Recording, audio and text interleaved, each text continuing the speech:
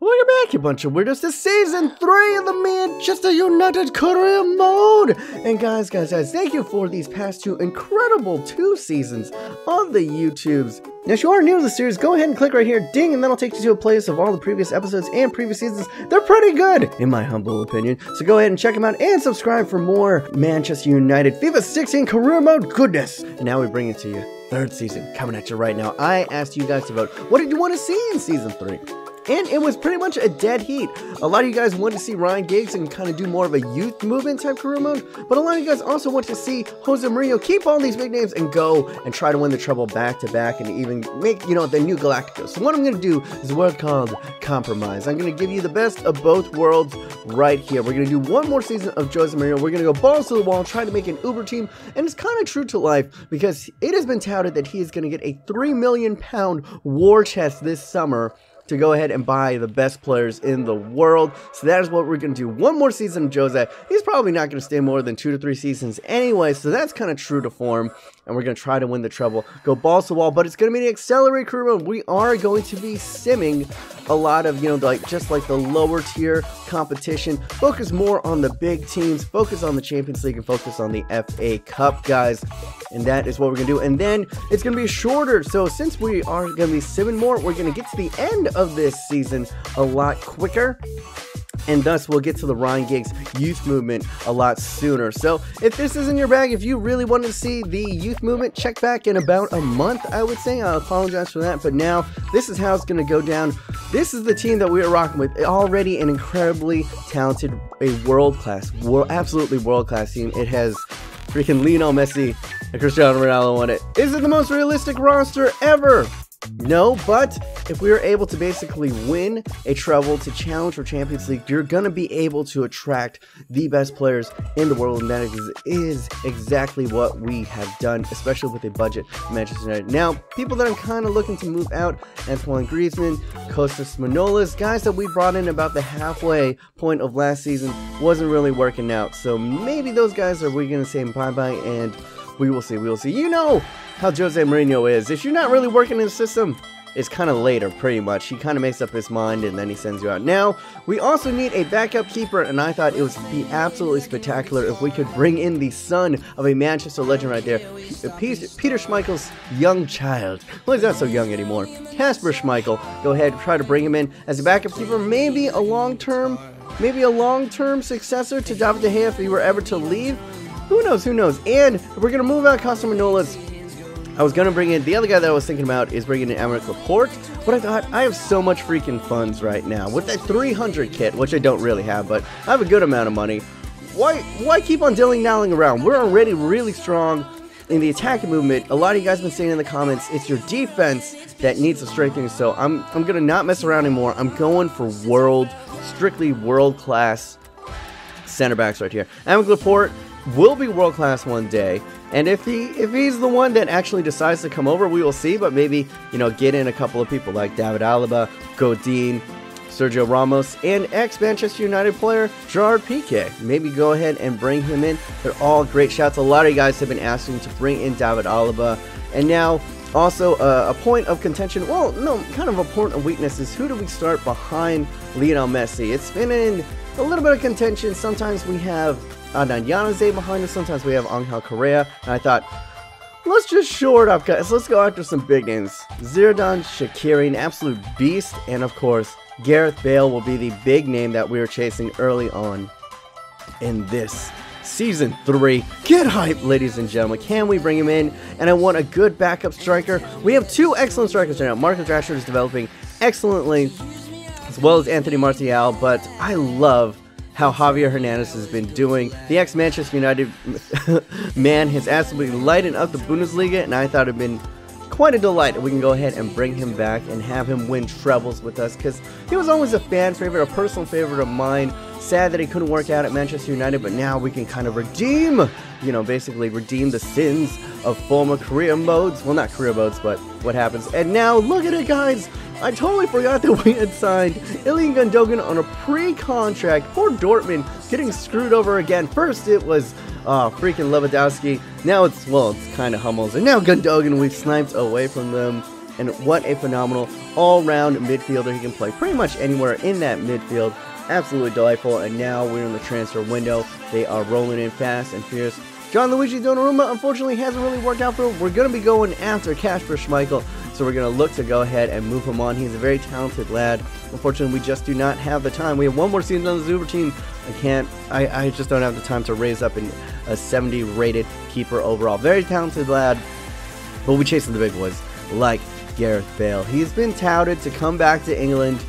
Who knows, but there have been whispers. There have been whispers of him coming to Manchester United for quite a while, and maybe we can reconstruct a little bit of that Real Madrid magic between him and Cristiano Ronaldo in there.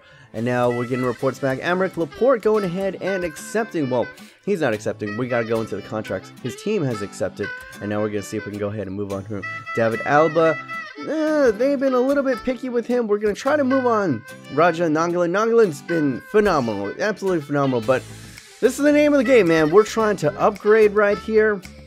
We're trying to make a world-class team, and we're going in for another big name, James Rodriguez. We got to put a lot on the line. He's going to be probably even more expensive than Gareth Bale, so we're going to put in Dele Alli in there and 60 million. I know that might not be a popular choice because I love Dele Alli, but if we're bringing in someone like James Rodriguez, someone has to make way, and I feel like James gives me a little bit more attacking options. He's a complete midfielder, and he can bang it in a little bit better than Dele Alli. He's been a great soldier for us, and great teams are coming in. I mean, if he actually played at Barcelona, I feel like a lot of English fans would be pretty proud that, yeah, an English midfielder could actually get into the Barca side, so that might not be a bad home for him. As you can see right here, we're in the preseason cup. We're going to sim up against the lower tier teams, but there are some big teams in the American League Cup, as you saw already. There's Dortmund, there's freaking Barcelona, and I think there's Bayern in there. It was the most expensive one. I didn't do it for the money. I did it for the challenge, man. This is an absolute world-class team. We have, I would say, probably the best team in career mode right now. PSG is actually incredibly stacked, except we just never have been able to face up against them. I think like PSG in this one, they have like Neymar and freaking James Rodriguez and Di Maria and Zlatan. It's an absolutely stacked card. I want to face them. I want to face the best in this career mode. This final season, bring it freaking on. Throw everything at me, bro. Come at me, bro. And right here, PSG trying to snipe point Antoine Griezmann. We're going to make them pay a pretty penny, as well as Barcelona. We're going to make them pay a pretty penny as well, because honestly, I don't want to get rid of Dele Alli, but if he's going to go to someplace, I want him to have a good home. He's been absolutely scintillating for us at times. He hasn't yet really found his finishing boots with us, but great vision, great passing, all around good stuff. And now, as you can see, Leicester have agreed to a nominal fee for Mr. Kasper Schmeichel, son of United legend. We're going to see if we can go ahead and get him in by the end of this episode as we go into our first match that I actually do want to play. And it's a sentimental thing because the Seattle Sounders actually play about a 2-day drive away from where I currently live now. So let's go ahead, test some of our boys, give them a little bit of chance. And look at that beautiful long shot. If that is going to be how Raja is remembered, he will be remembered very fondly. Memphis Depay, he'll absolutely burst past the defender, and look at this. It was all Memphis, but as you can see, what the heck happened? Raja is the one celebrating, and I was like, what the heck? Did Memphis just do like a body swap? Why is Raja celebrating right here? And you can see it. Beautiful heel-to-heel flick, absolutely dust the defender, and as you can see on the shot, it clips off of the heels, or the kind of the shin-knee area right there, flips up over the defender and the goalkeeper, and Raja's the one who's going to go ahead and claim the goal on the deflection right there. Go ahead, do a little dance. It might sadly be your last at Manchester United, but if you go, you'll be remembered fondly because he has scored some very vital goals for us. He's been an absolute amazing midfielder. I cannot recommend him enough, and I hope he finds a good team wherever he lands in Memphis.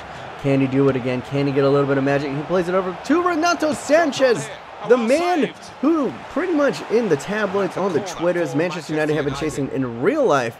I bought him 2 seasons ago, I believe, and just put him out on loan. He's finally come back, and I thought, I'd give him a match. Let's see if he can actually do anything right here. Let's try him out. If he doesn't really work out, we'll just put him back on loan right away. Didn't really think too much of it. He asked to actually start in this match. And I thought, yeah, let's go ahead and play him. Get him the ball right here. Hit it. Oh my God. You know, when you hit a shot like that, you know Renato Sanchez has been like, this motherfucker right here, he's on loaning my ass out. I gotta show him. What I can do.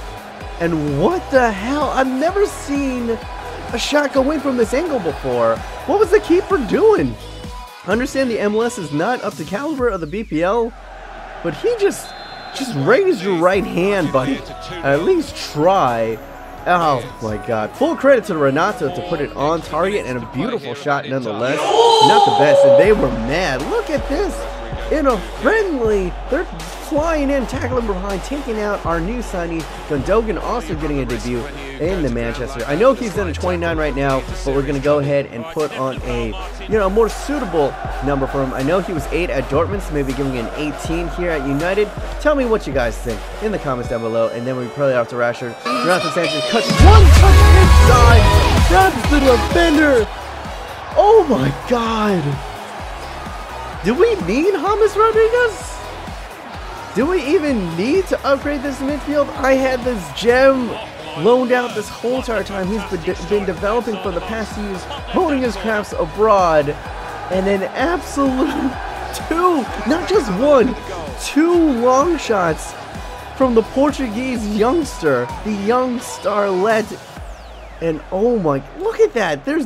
Okay, full credit to him on that one. Maybe the keeper didn't really see it on the first one, but there's no keeper in the world that's getting to that. And Renato Sanchez. We might have just uncovered a gem, ladies and gentlemen. I don't know how we don't play him now. It is preseason. It is up against the Seattle Sounders, who aren't a bad team in the MLS. But oh my freaking goodness, what do we do now? And that poses us. Okay, maybe that kind of calms me down a little bit. That calms me down a little bit, because I'm like, all right, we have to play Renato Sanchez. But if Kostas Manolis is able to do that to your keeper, maybe they're playing their like second or third tier keeper. It is the it's preseason, so we don't know right here. And then Adanyanze putting it across, Griezmann maybe scoring the final goal that he will ever score for Manchester United. But unfortunately, his link up with Adanyanze is for naught, because he's a little bit offside, But good play from the lads, and just absolute domination from us. Great work, great turn, and puts us in a little bit of a pickle. What do we do with Renato Sanchez? Should we keep him on after that performance, ladies and gentlemen?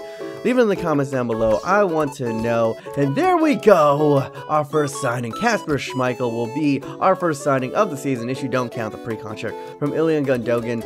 And there we go. Contract offer also, oh my God, also approved. But we aren't going to accept it on Aymeric Laporte just yet, because I'm holding out. Look at this budget. We have 100 freaking mil left in the budget. And I want to go for world class. I don't want to be dilly-dallying anymore with these youngster center backs that will eventually grow into superstars. We got enough of those. We got fosu-mensah. Chris Smalling's already well developed. We have John Stones, who's another good developmental center back. But I want to get one of the greats, guys. I want to bring him in. We got that money. We've been skimping too long on the defensive backs.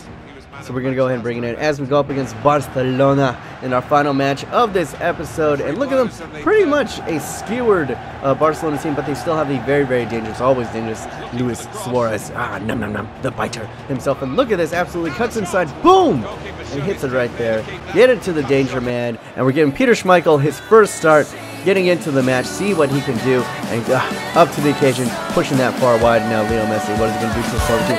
Cuts inside, does the defender, fires it through the near post, and Mosif. Brazil is absolutely hopeless right here. Near post OP back, a resurgence right there from the ever Argentine. What a god of soccer, of football, depending on what region that you live in. Oh, what an absolute magnificent man that little Lionel, the little magician, did right there. And that puts us up very early. Can we go ahead and capitalize? Bring it up to 2. Polly Pog. What does he do? Cuts inside. Beautiful. Bit of a hesitation. Slots it across to Rudy, who gets deflected. Able to parry away the shot. Very good from Mosif right there. but then able to follow it up. He is a British bulldog through and through. Look at that. One goal from Lionel Messi and another type of goal from the captain of the team, Wayne Rooney, right there. Absolutely great stuff. That is what I like to see. And we are up 2-0 to one of the greatest teams in the world early and often. It is preseason. I don't want to get hyped, but we are playing absolutely scintillating ball. And I got a little bit cocky. They get it right back into, they know where the bread is buttered. And they butter the bread oh so well. Luis Suarez going ahead, showing us what he is made of.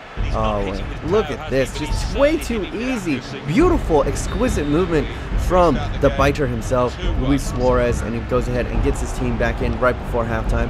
But then on the verge, Lionel Messi goes ahead, cuts, destroys past his defender, and Wayne Rooney with the chance to go ahead and put it away, but Mascherano, he was world class.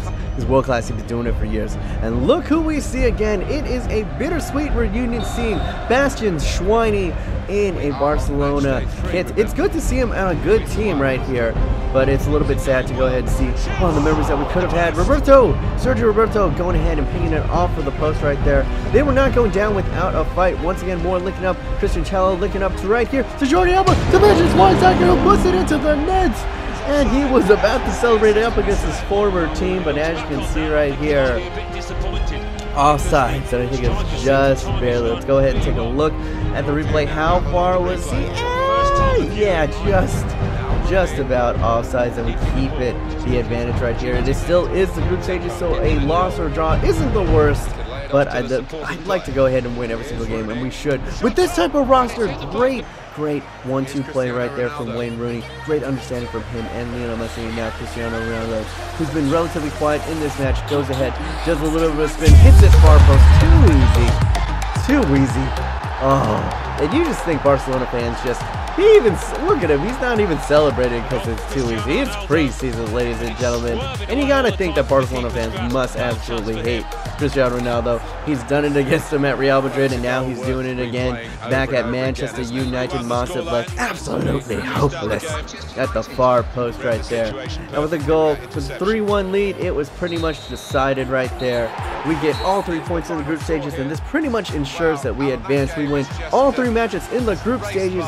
We'll be facing another strong team in the knockout stages, and that is pretty much going to conclude this first episode, guys. We are chasing a lot of big games. We're chasing Gareth Bale. We're chasing a whole harem of sultry, sexy center backs, from Gerard Pique to Godin to freaking Sergio Ramos, and of course a man that has been a little bit out of sorts at Real Madrid in real life, and I think that could be absolutely phenomenal. I loved him after the World Cup.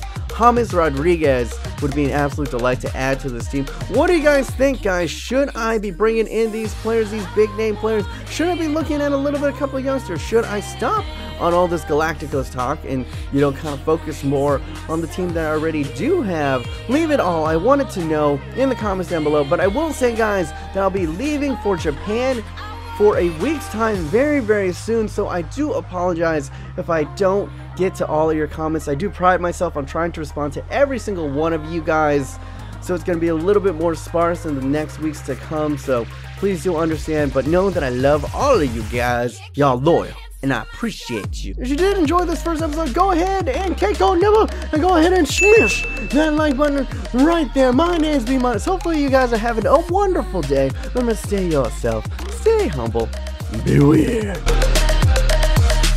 I mean, I could, but why would I want to?